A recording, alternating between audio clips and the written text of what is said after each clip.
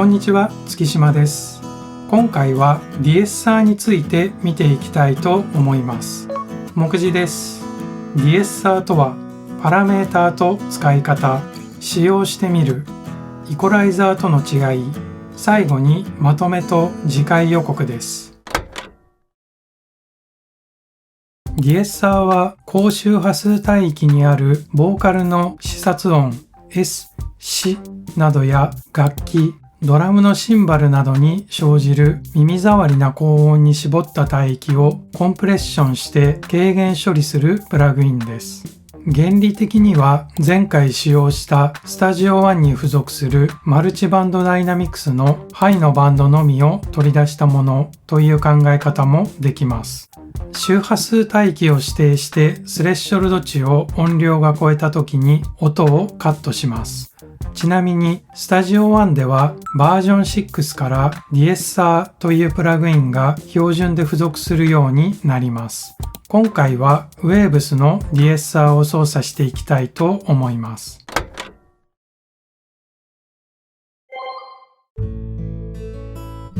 プラグインのインターフェースを左上から見ていきます。1、オーディオ、スプリットとワイドバンドを選択することができます。スプリットは高音と低音を分離してからディエッサーが動作するモードです。複数の音をまとめたトラックなどで使用する場合は他の帯域に影響しないのでこちらを選びます。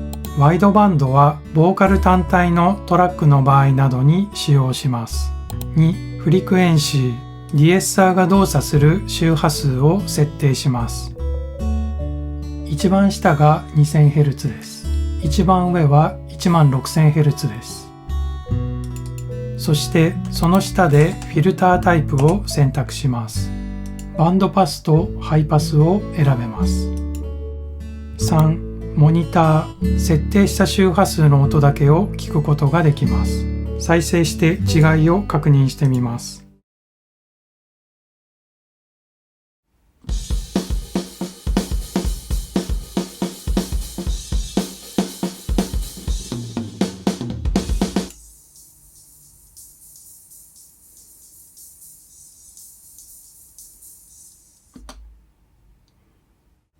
4. スレッショルド、式位置を設定します。隣のメーターでどれくらい音を減衰させているか確認できます。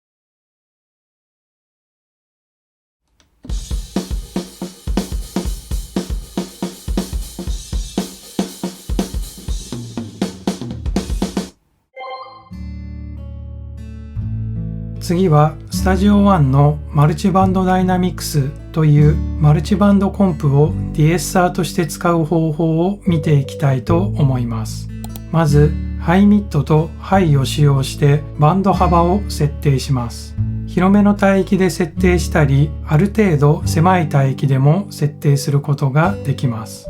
バンド幅を決めたら、その次にコンプのパラメータを調節します。このプラグインの詳しい使い方は前回の動画をご覧ください。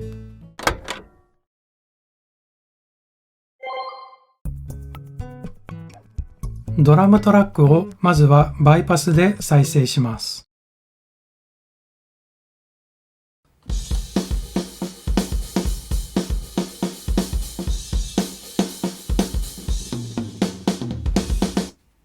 シンバルとオープンハイハットが暴れているのとスネアのアタックが強いので少し抑えていきたいと思います。アナライズした結果では 6800Hz くらいにピークがありました。私が考えたのはそれを活かしながらそれよりも上の帯域にディエッサーをかけてみることです。オーディオはスプリットを選択しています。 7000Hz より上は音量も少ないのでスレッショルドはマイナス 34dB に設定しました。だいたい 3dB くらい圧縮してスネアが強いところは 6dB くらい圧縮しています。ディエッサーをオンにして再生します。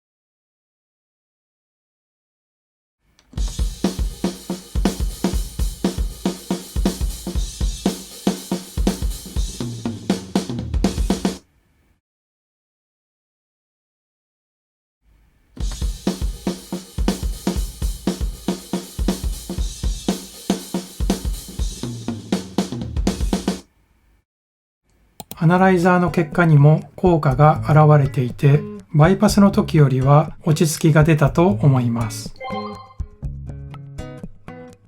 次はスタジオ1のマルチバンドダイナミクスをウェーブスのディエッサーと同じような設定にしてみます。H のつまみを一番右に回します。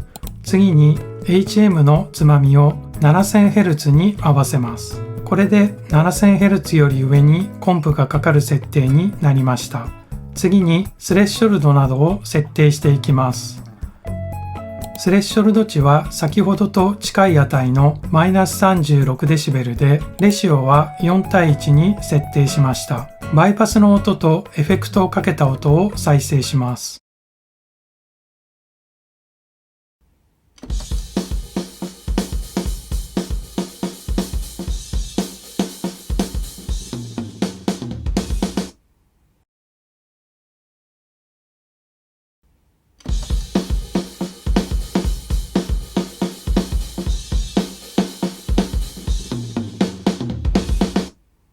このような違いがあります。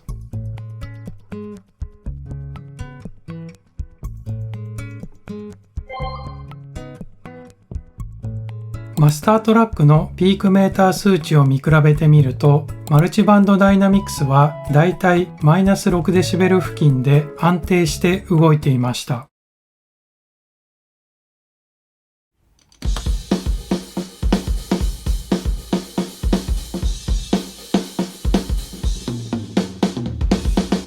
対してウェーブスのディエッサーはたまにピークメーターが -4dB くらいまで上昇していました。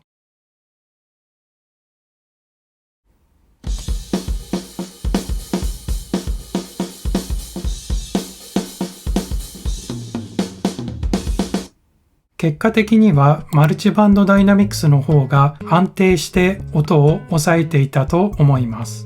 レシオや任意も操作できますので、その辺も音が安定する理由だと思います。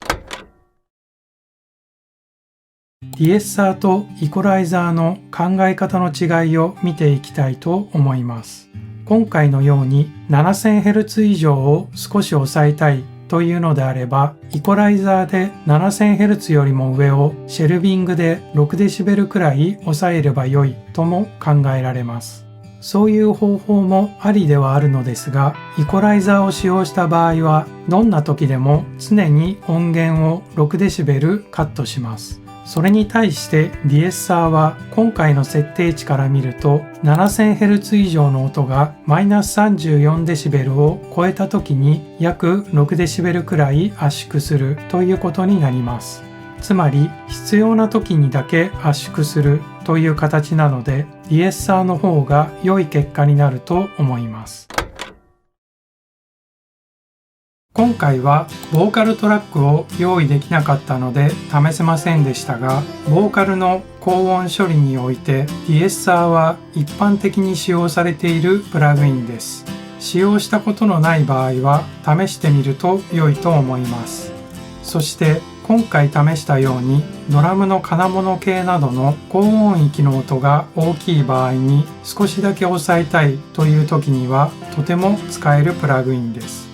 次回はダイナミックイコライザーについて見ていきたいと思います。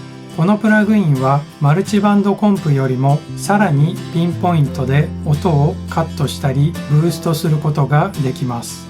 以前 FabFilter の Pro Q3 をレビューした時にもダイナミック EQ 機能を取り上げましたが、次回は Waves の F6 を操作してみたいと思います。また次回の動画も見ていただけたら嬉しいです。